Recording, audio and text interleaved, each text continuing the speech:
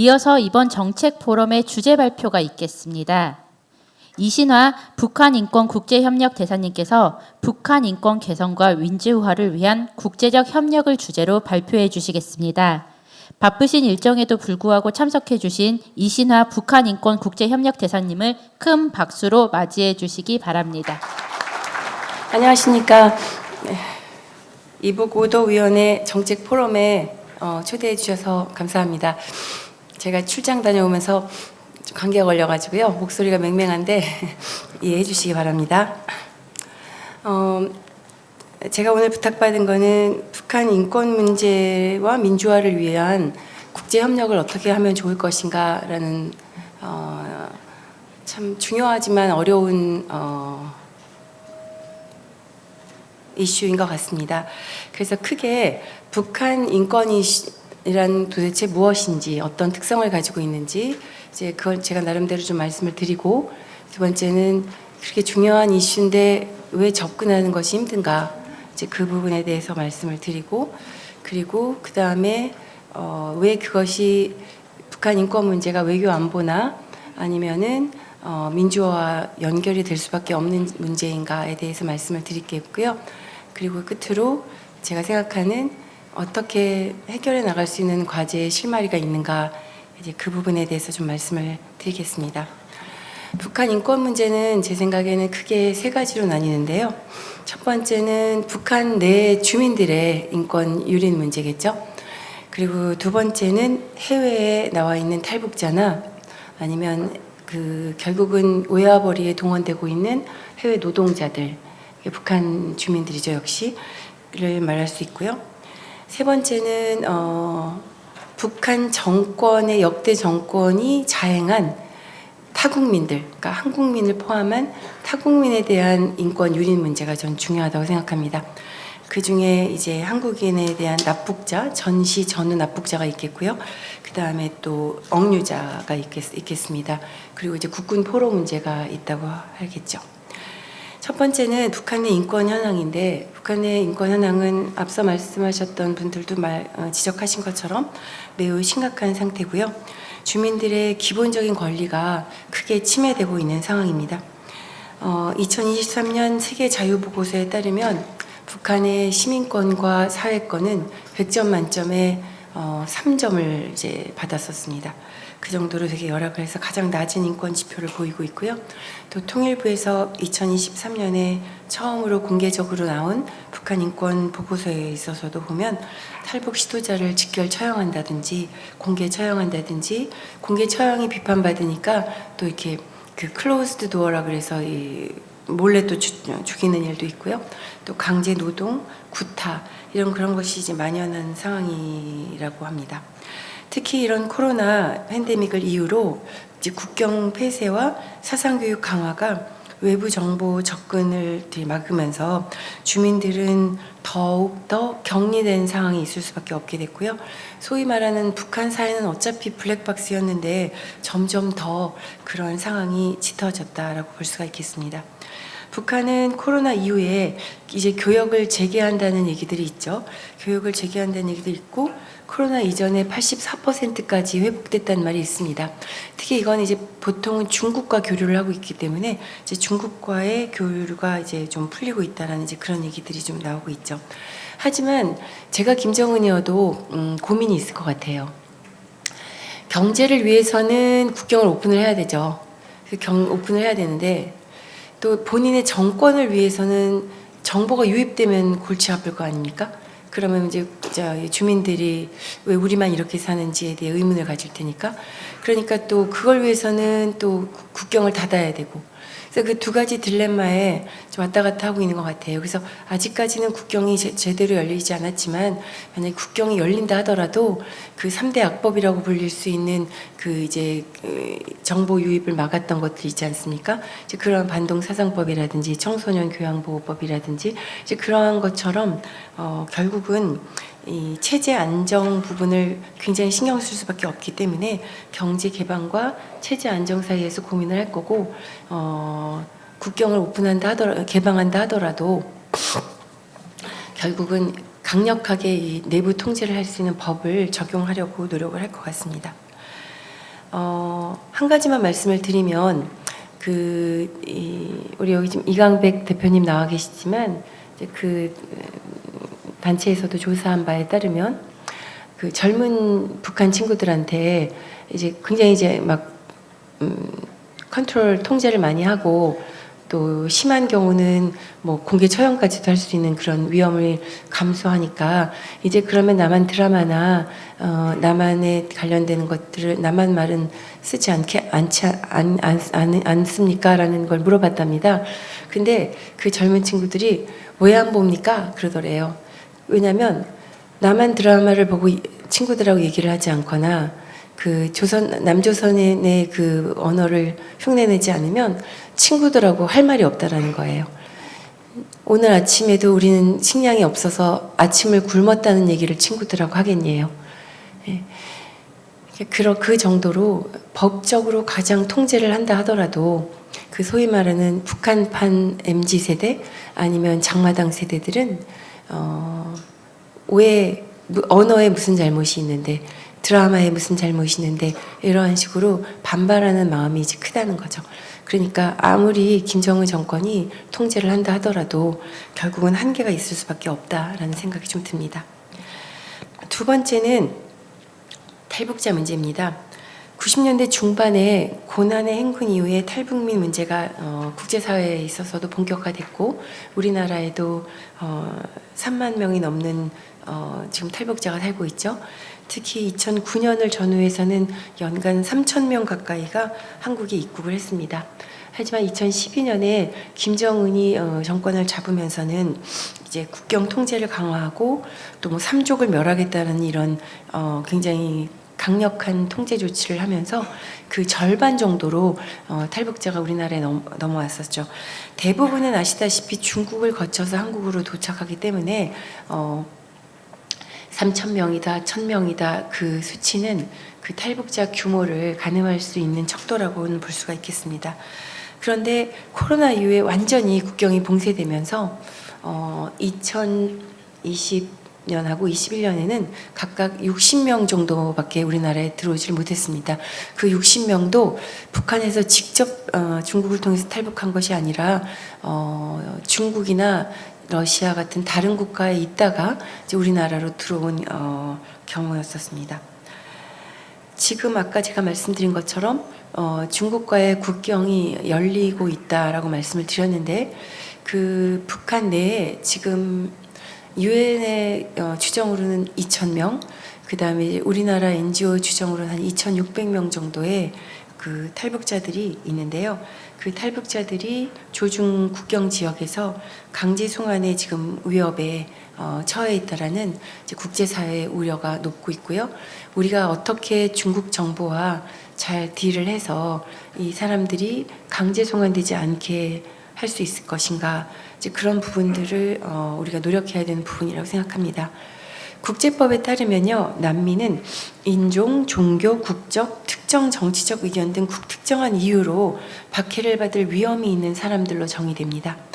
많은 탈북민은 식량 부족이나 경제적 어려움 등 비정치적인 이유로 탈북을 하는 것은 맞습니다마는 그 경제적인 어려움이나 식량 부족이 왜 나타났냐를 살펴보면 그거는 굉장히 복합적인 원인 때문이라고 할 수 있겠습니다. 북한 정권의 군사 우선 정책이라든지 폐쇄적이고 굉장히 불합리한 경제 체제, 그리고 식량 배급 정책이 실패했죠. 그 여러 요인이 복합적으로 작용해서 식량난을 악화시켰습니다. 2021년 이후에 식량난은 계속됐었는데 2022년 한 해만도 북한은 71발의 미사일을 쏘았고요. 통일부의 그 추정에 의하면 그 71발은 약 100만 톤의 식량을 구입할 수 있는 수치라고 합니다. 통상적으로 북한 주민들이 연간 부족한 식량이 한 80만 톤이라고 하거든요. 근데 그 100만 톤이 만약에 세이브가 됐다면은 그 부족분을 다 충족시키고도 20만 톤의 여유분이 남는다라는 수치가 나오거든요. 그런 것처럼 미사일 발사에 투입된 비용으로 많은 양의 식량을 구입할 수 있었는데 그걸 하지 못했다라는 의미에서도 단순히 북한의 식량난, 경제난은 비정치적이라고만 볼 수는 없을 것 같습니다. 그래서 저는 북한 주민들의 탈북은 그들의 생존권을 위한 정치적 선택이라고 봅니다. 그렇기 때문에 유엔 난민기구 UNHCR이 이 북한의 탈북자들을 난민으로 인정할 수 있는 기회를 줘야 된다라고 생각을 합니다. 북한의 유엔 회원국 지위와 중국의 유엔에서의 영향력으로 이러한 문제 해결엔 그런데 많은 어려움이 따르고 있습니다. UNHCR은 중국과의 특별 협정에 따라서 난민들에게 접근할 권리를 갖고 있는데요. 중국은 탈북민은 난민이 아니다. 예외 없이 불법 체류자다. 그래서 1960년대에 북한과의 그 양자 국경 조약에 따라서 상호 그렇게 불법 체류자들은 강제 송환을 해야 된다고 되어 있거든요. 이제 그러한 조약에 따라서 탈북민을 강제 북송하는 정책을 지속하고 있습니다. 이는 중국이 강제 북송을 함으로써 국제사회의 비난을 받겠죠. 그 비난을 받는 그 위험, 그 우려가 한쪽이라면 한쪽은 탈북 러시로 인해서 북한 내에 안정이 없어짐으로써 북한의 급변 사태가 나면 어떡하지? 이제 그 우려, 그 두 가지를 가지고 볼 때 오히려 탈북 러시가 일어나서 북한 내가 안정적이지 않을 것이라는 것에 중국이 더 우려를 표명하고 있다라는 것으로 해석을 할 수가 있겠습니다. 북한의 해외 노동자 문제도 잠깐 말씀드리고 싶습니다. 이 북한의 해외 노동자는 북한 정권이 저렴한 노동력으로 외국에서 일을 하게 하고요. 그 대가로 받은 외화는 김씨 일가의 자금과 핵이나 미사일 개발에 사용되고 있습니다. 2017년에 핵 개발 이후에 유엔 안보리 결의에 따라서 2019년 12월까지 이 10만 명 정도가 되는 노동자들이 다 북한으로 돌아가게 되어 있었거든요. 그런데 그 코로나가 터졌잖아요. 그래서 이 사람들이 외국에 발이 묶여져 있었어요. 41개국 정도의 10만 명 정도가 이제 묶여져 있었습니다. 근데 이 사람들은 현대판 노예제의 희생양이라고 할 정도로 굉장히 열악한 상황에서 11시간에서 13시간 이상의 일을 하고 있었고요. 아주 미니멈의 돈을 받고 있었는데 그나마 70에서 90% 정도는 국가에 그 상납해야 되는 이제 그런 상황이었다고 합니다. 그래서 먹고 사는 돈도 없어서 소위 말하는 투잡을 뗐다는 거죠. 11시간에서 13시간 일하고 나서 다시 열악한 그 숙소로 돌아와서 자기의 그 먹고 살아야 되는 돈을 벌기 위해서 또 다른 열악한 일을 하는 이제 그런 상황이라고 합니다. 그런데도 현대판 노예제가 같은 굉장히 힘든 환경인데도요. 그러니까 짭짤한 외화벌이가 된 거죠. 북한에서 가장 큰 외화벌이인 거는 그 사이버 해킹이고요. 한 7억 불 이상이라고 하죠. 그 다음이 2억 불에서 3억 불, 많게는 5억 불까지 추정되는 이 해외 노동자들의 외화벌이라고 합니다. 그러니까 김정은이 올 1월에 이제 코로나로가 이제 어느 정도 해제가 되니까 우리가 이제 좀 시들시들하다고 할까요? 그러니까 별 볼 일 없는 해외 노동자들은 다 데리고 들어오고 이제 제대로 된 노동자들을 다시 파견해야 된다라고 이제 지시를 내렸다죠. 이제 그런 지시를 내렸는데 밖에 나가면 정말 힘든 고생을 한다는 걸 알면서도 북한 내에서 꽤 많은 사람들이 해외에 나가서 일을 하고 싶어 갖고요. 중간 관리들한테 뇌물을 준다고 합니다. 이 소리는 뭐냐면 그만큼 북한 내의 생활이 엄청나게 어렵고 힘들다는 것을 방증한다고 보겠습니다. 세 번째는 국군 포로 문제입니다. 정전협정 체결 당시에 국군 실종자는 여러 가지 그 통계가 있는데요. 그 유엔사에서 말하는 통계를 저는 이제 활용을 하는데 8만 2천여 명으로 추정되고 있고요. 실제 송환된 군인은 8,300여 명뿐입니다. 북한은 나머지는 사망하거나 북한 체류를 희망하고 있기 때문에 다 돌려가지 않는다. 그래서 2000년에 김대중, 김정일 회의가 있을 때 우리나라는 비전향수 60여 명을 다 돌려보냈는데 북한은 한 명도 돌려보내지 않았었죠. 국군 포로 얘기는 저희가 참 예민해서 하지를 못했던 얘기인데 1994년에 조창호 중위가 탈북 귀환을 한 후에 국군 포로가 있다는 게 알려졌었고요. 그때 주목을 받았고 그 이후에 한국에 온 포로는 총 80명이고요. 그중에 대부분이 이미 돌아가셨습니다. 올해 제가 이제 국군 포로는 국방부가 관여하는 소관인데요. 아까 우리 이윤 위원장님도 말씀하셨고 문승현 차관님도 말씀하셨지만 각 부처가 협력해서 이제 북한 인권 문제를 하겠다라고 말씀을 하셨는데 저는 인권 대사로서 굉장히 그 말에 고무적이고 되게 그 말을 환영합니다. 국방부가 국군 포로 얘기를 지금 다루고 있는데요. 통일부도 지금 열심히 다루고 있고 조만간에 전쟁 기념관에 그 국군 포로를 추억하고 기억하는 추념하는 작은 코너가 이제 생길 예정이고요. 또 지금 국방부의 소속의 싱크탱크에서 국군 포로 진상 보고서가 만들어지고 있습니다. 제대로 된 보고서가 만들어지면 참 좋겠습니다. 한편 한국 전쟁 중에 납북된 전시 납북자의 규모가 조사 시기와 주체에 따라서 많은 차이를 보이고 있겠지만 대략 10만 명 정도를 추정하고 있습니다. 그리고 한국 정부가 2022년 12월 말에 북한에 억류된 전후 납북자를 516명으로 추정했고요. 그 다음에 한 160명 정도를 봤거든요. 이 소리는 고령으로 인해서 현재 생존 납북자가 많지 않을 것이기 때문입니다. 지금 그 당시 20살이었다 하더라도 좀 70년이 훨씬 넘었기 때문에 90세에서 100세가 이제 이르는 분들이니까 참 안타깝죠. 거기에 더해서 6명의 한국인 억류자, 탈북민 출신 3명을 포함하긴 하지만 이 생존 여부도 굉장히 불확실한데요. 우리 국민은 우리가 보호해야 된다는 면에 있어서도 이 6명에 대한 억류자는 정치범이라는 카테고리를 써서라도 반드시 우리나라에 데려와야 됩니다.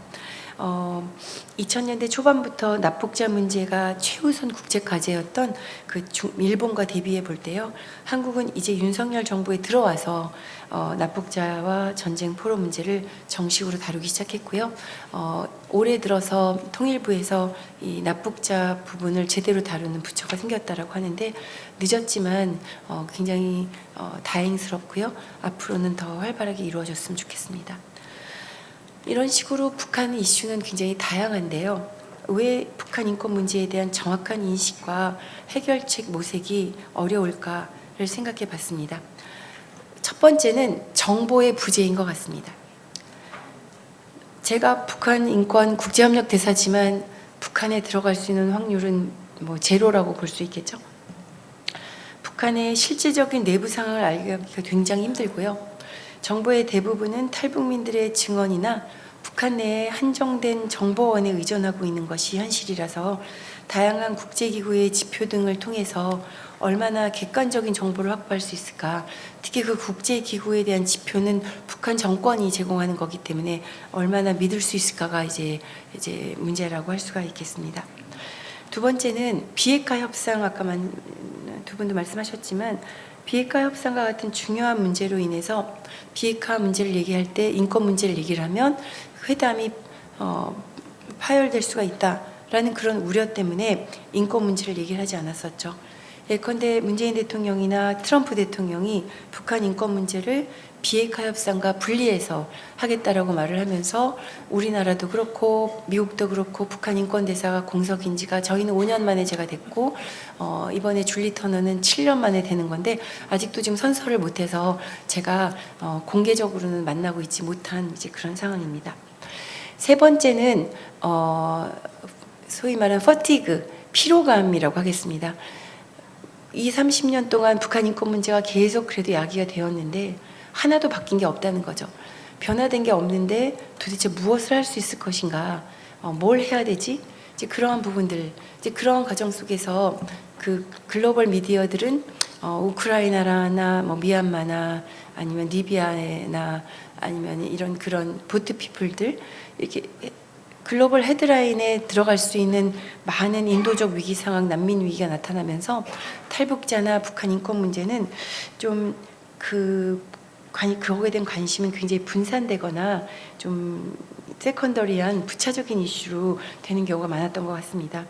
또 수십 년 동안 변화가 없어서 말씀드린 대로 북한의 오랜 문제에 대한 이 국제사회의 피로감을 어떻게 해결할까? 이제 그 부분이 해결되지 않으면 소위 말하는 잊혀진 위기, forgotten crisis라고밖에 부를 수 없고 그냥 한국 내 소수의 북한 내 NGO들이나 국제사회 소수의 일부 단체들만 관심을 갖게 돼서 이제 북한 문제가 소위 말하는 개토화가 되는 이제 그런 부분들을 우리가 우려를 해야 될 것 같습니다. 네 번째는 북한 인권 문제는 정치권에서 갈등과 정쟁의 소재로 사용되어 온 것 같습니다. 이 문제는 인류의 보편적 가치를 대표하는 인권 문제인데 안타깝게도 국내 정치적인 대립의 중심에 있었습니다. 그래서요, 북한 인권 문제는요, 사실 북한 정권을 우리가 뭐라고 해야 되는데요.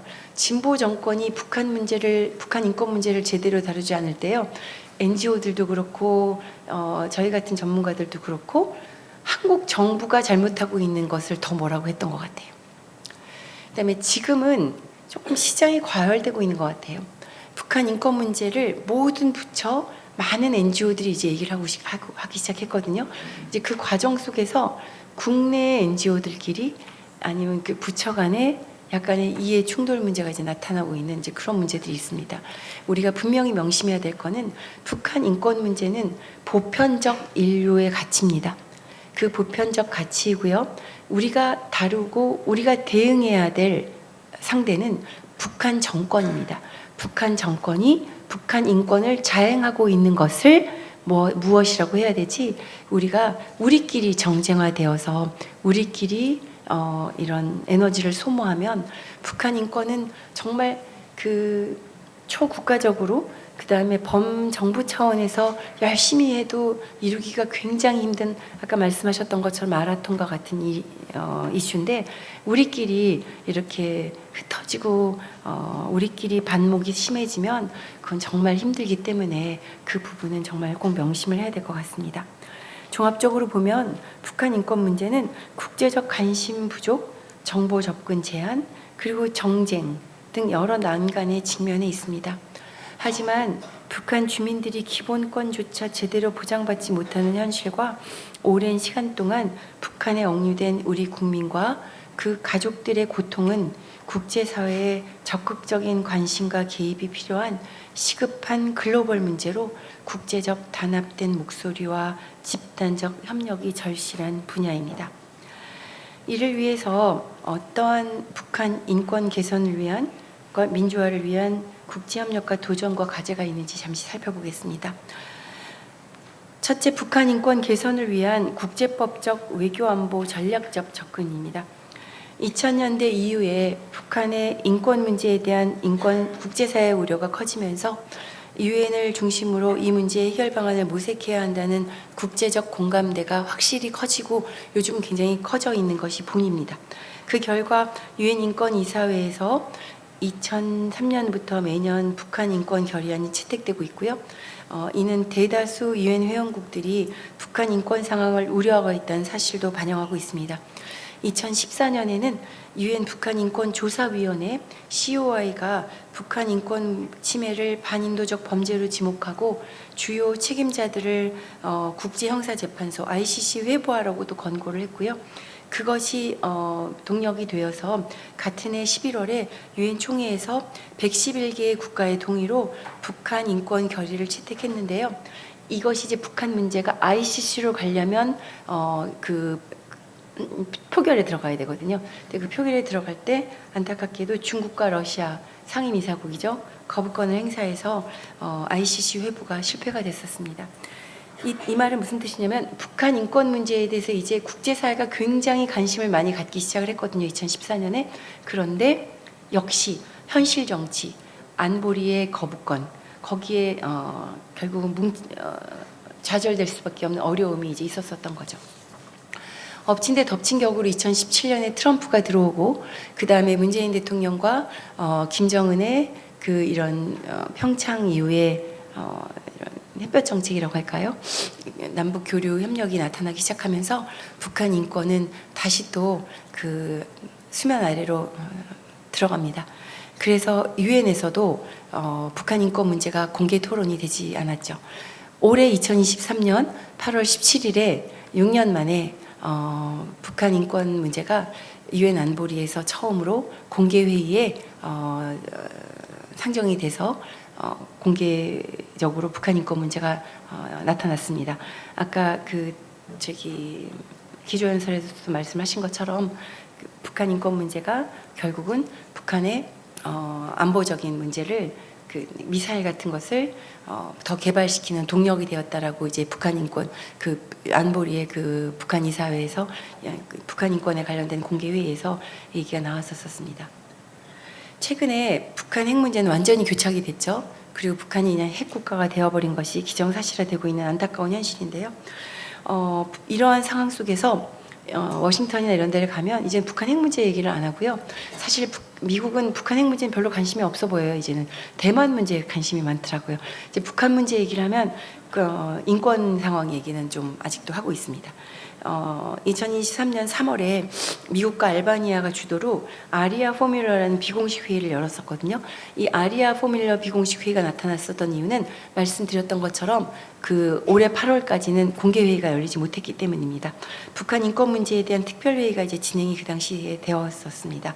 이제 그때 이제 북한 지도층이나 최고 지도자에 대한 ICC 기소를 요구하고 이제 그러한 얘기들이 이제 본격적으로 논의가 됐었었죠.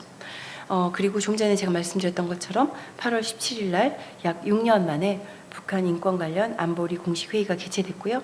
다수의 안보리 이사국들이 북한 인권 상황에 대한 강한 우려를 표명하는 한편 책임 규명의 어카운터빌리티입니다. 필요성을 강조했고요. 북한 인권 안보리 공식 회의 탈북민 발표자가 또 최초로 참석해서 북한의 인권 현실에 대해서 증언을 하면서 많은 국제 사회가 거기에 공감을 하는 이제 그러한 얘기가 나타났었습니다. 김정은 정권이 체제 유지와 정권 안보를 이유로 인권을 무시하는 상황이 지금 현실인데요. 그러한 상황에서 한국을 포함한 국제사회의 책임은 점점 더 커질 수밖에 없는 것 같습니다. 따라서 김정은을 비롯한 북한의 인권 침해자들, 정치 지도자들에 대한 책임 규명, 즉 법적 책임을 명확히 하는 것은 굉장히 중요하고요. 이를 위해서 현재의 인권 상황을 기록 보존하는 작업을 더욱 체계적 종합적으로 할 필요가 있습니다. 지난 8월 17일은 유엔 안보리에서 유엔 인권 공개 토론회가 있었다고 제가 말씀드렸고, 그 다음 날 8월 18일은 오산으로 쫓겨가 있던 북한 인권 기록 보존소가요. 다시 그건 법무부 관할이거든요. 그래서 법무부 과천 본사로 왔습니다. 그래서 그날 저도 이제 거기 참석을 했었는데요. 갔더니요, 굉장히 잘 만들어 놨더라고요. 한동훈 장관이 그러시더라고요. 자기들 장소 법무부 과천이 좀 굉장히 오래돼서 열악한데 이 장소만 가장 현대적으로 깨끗하게 만들었다고 얘기를 하는데요. 여기 선생님들도 기회가 되면 한번 가보시면 좋을 것 같습니다. 아직 작기는 한데요. 기록 보존서의 서류 자체를 보시기는 힘들다 하더라도 이제 이렇게 바뀌었구나라는 것을 많이 느끼실 수 있을 겁니다. 아까 말씀드렸던 것처럼 ICC로 기소하는 게 지금 푸틴도 이제 우리가 기소를 하려고 하지 않았습니까? 우크라이나 아동 범죄 때문에 이제 이런 과정 속에서 ICC는 가기가 지금 제가 볼 때도 힘들어요. 왜냐하면 중국과 러시아가 분명히 반대할 거기 때문에요. 근데 북한 정권에게 어떻게 그럼 다르게 책임을 물을 수 있을 것인가? 이런 북한의 이런 법적 인권 이런 관련되는 어떤 그런 제도 부분들이 있거든요. 그 다음에 이제 고문 방지법 이런 거 이제 그런 부분들을 통해서 우회적으로 국제법적 근거와 가능성을 좀 계속 연구하고 우리가 발전을 시켜야 될 필요는 있는 것 같습니다. 북한의 인권 문제는 그리고 단순한 인도주의적 또는 도덕적 문제를 넘어서요, 외교안보 차원에서 전략적 접근이 필요한 부분 이슈라고 생각합니다. 국가의 인권 상황은 그 국가의 정치적 안정과 국제 관계에 큰 영향을 끼치는데요. 인권을 무시하는 국가는 국제사회의 신뢰를 결국은 상실할 수밖에 없지 않습니까? 이는 외교적 협력, 그 다음에 경제적 교류, 사회적 파트너십 등 여러 분야에서 협력을 어렵게 만들고 있습니다. 특히 심각한 인권 위반을 저지르는 국가는 외부 투자와 다국적 기업의 투자를 위협해서 경제 발전에 장애를 초래하게 되거든요. 그래서 설사 북한이 그래 우리 이제 비핵화 할게 라고 말을 했잖아요. 해서 IAEA나 이런 데서 가서 검열을 하려고 하는데 북한 인권이 개선되어 있지 않고 그래서 일정 정도 아직까지도 했었던 것처럼 어떤 특정 지역을 못 들어가게 하거나 선별적으로만 들어가게 한다면요, 미국이나 서구의 다국적 기업들이 당연히 투자를 안 하죠. 리스크가 있는데 투자를 할 리가 없지 않습니까? 그러니까 그런 외부 투자나 다국적 기업이 투자가 힘들다라는 것을 북한 정권에게 끊임없이 알리면서 이런 북한 인권은 그러니까 정치범 수용소를 좀 없앤다든지 줄인다든지 아니면은 그 북한의 그 뭐라 그럴까요?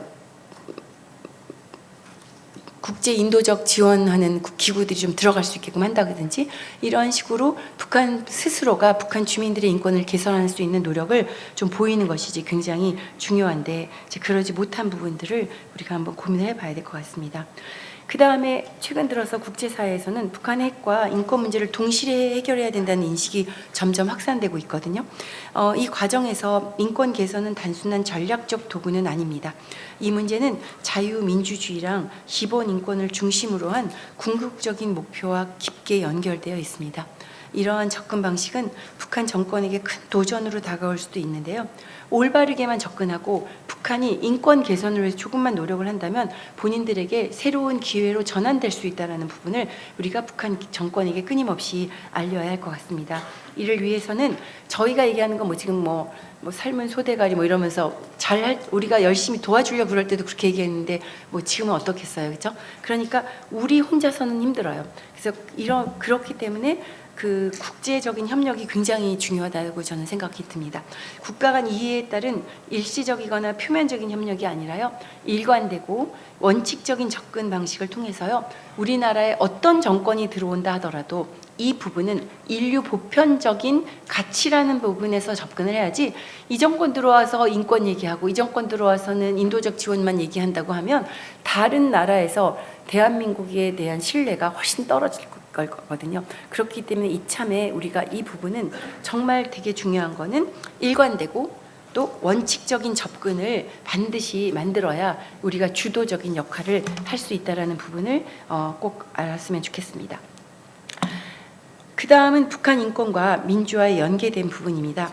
윤석열 정부가 북한의 인권 문제에 주목을 하면서요, 평화와 통일의 방향성이 흔들렸다, 아니면 평화 프로세스를 방해한다, 평화 통일을 원하지 않는다, 그러한 비판을 하는 사람들이 있습니다.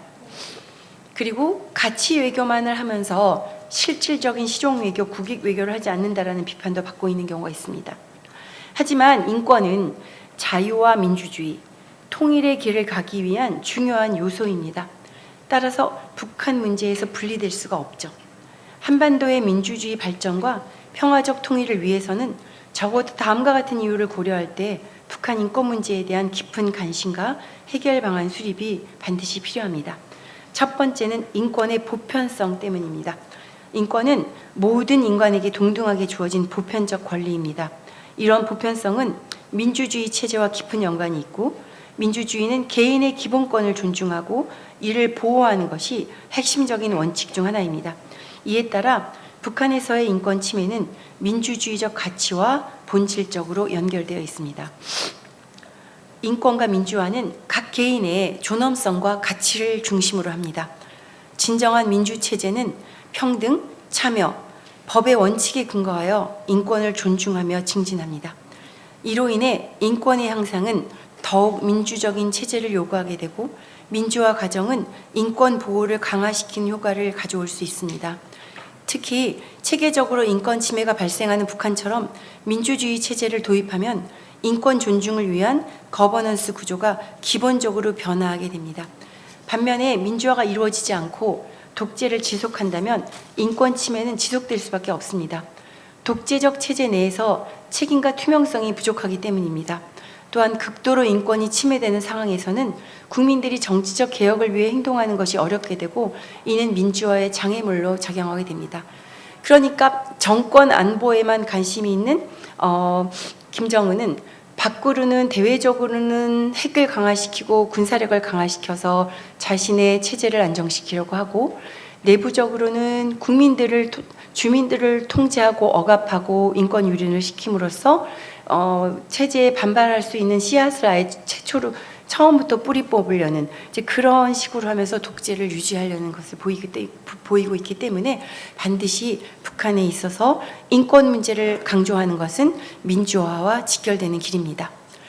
두 번째는 남북 간의 신뢰 구축은 평화와 통일을 이루는 데 필수적인 조건입니다.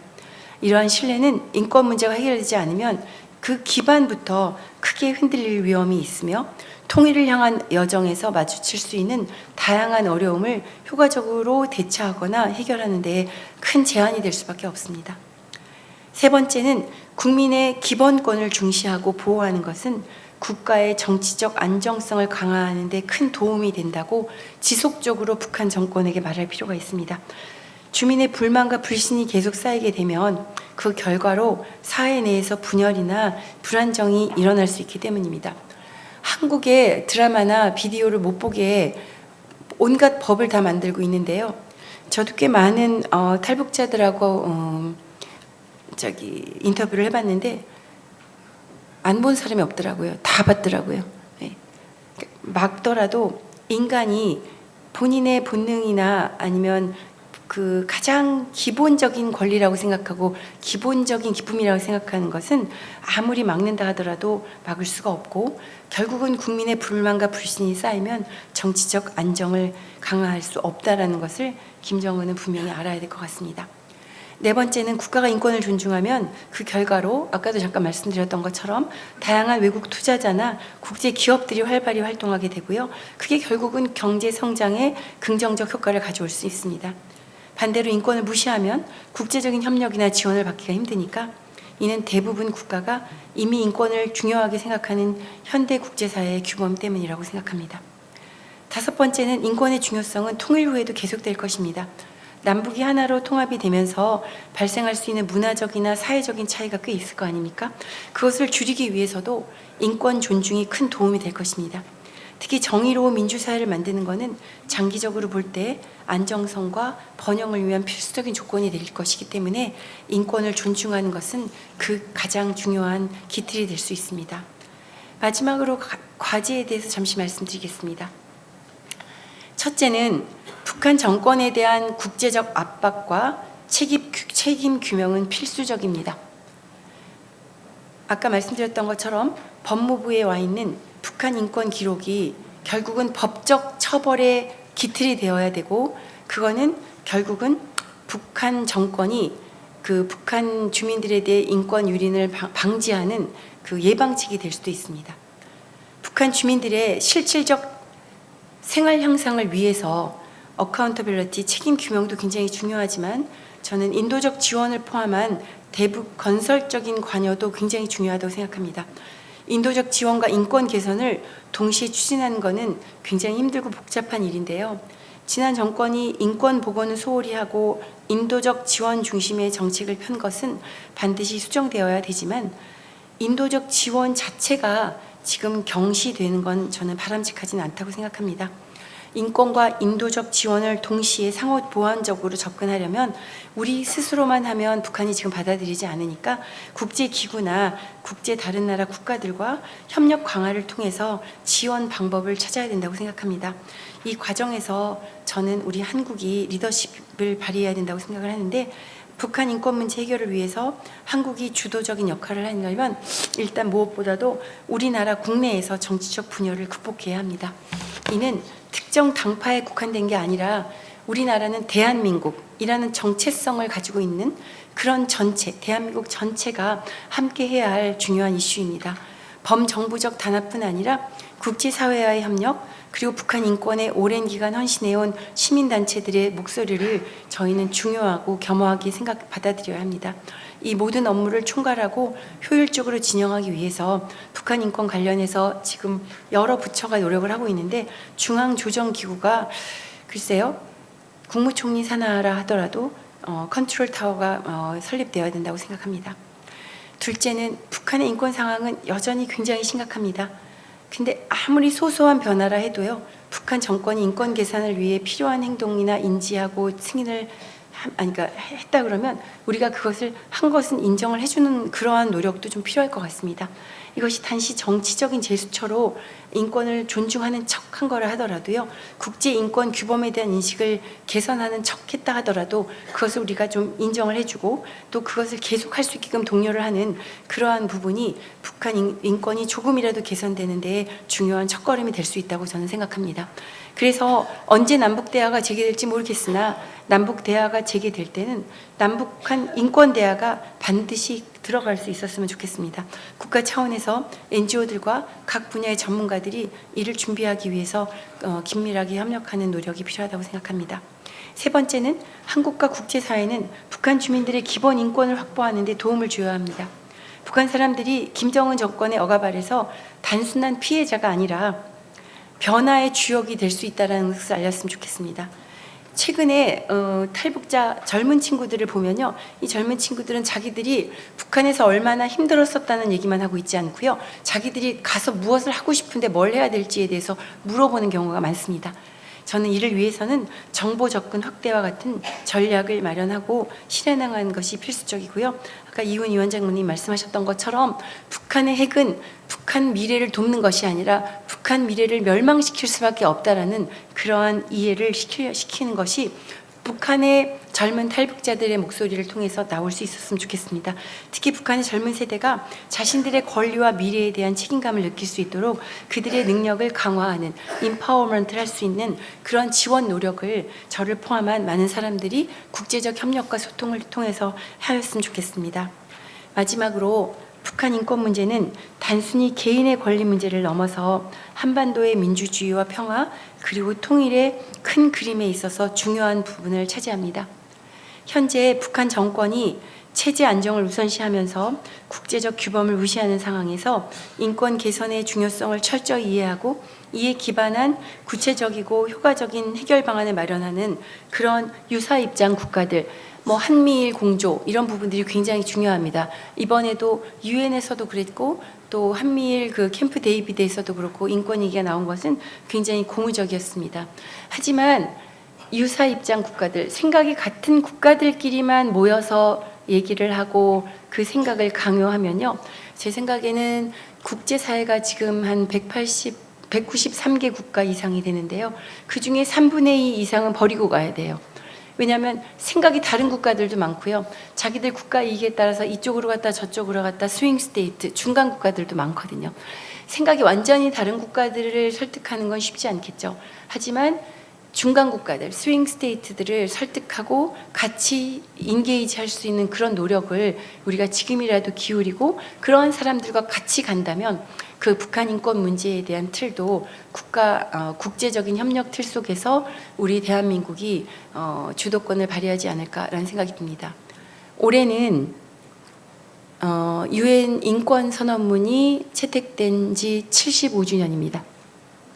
북한 인권 조사 보고서가 만들어지기 위한 그 COI가 설립된 지 10주년이고요. 북한 비엔나에서 인권 회의가 나타나고 인권 협약이 체결된 지 30년째입니다. 또한 유엔 EU를 중심으로 북한 인권 북한 결의안이 채택되기 시작한 지 20년이 된 해고요. 그 다음에 우리나라가 난민법을 만들고 이행을 시작한 지 10년이 되는 굉장히 의미 있는 해입니다. 이런 해에 북한 인권이라는 문제가 더 이상 소수의 사람들만 관심 가진 개토화해서 우리가 그것을 꺼내서 그 보편적 인권 가치 속에서 북한 인권을 잘 홍보하고 또 해결책을 같이 모색할 수 있는 중요한 해에 여기 계신 선생님들과 제가 같이 힘을 모아서 열심히 노력할 수 있으면 좋겠다는 생각을 합니다. 네, 감사합니다. 네, 이신아 대표님 발표 감사합니다.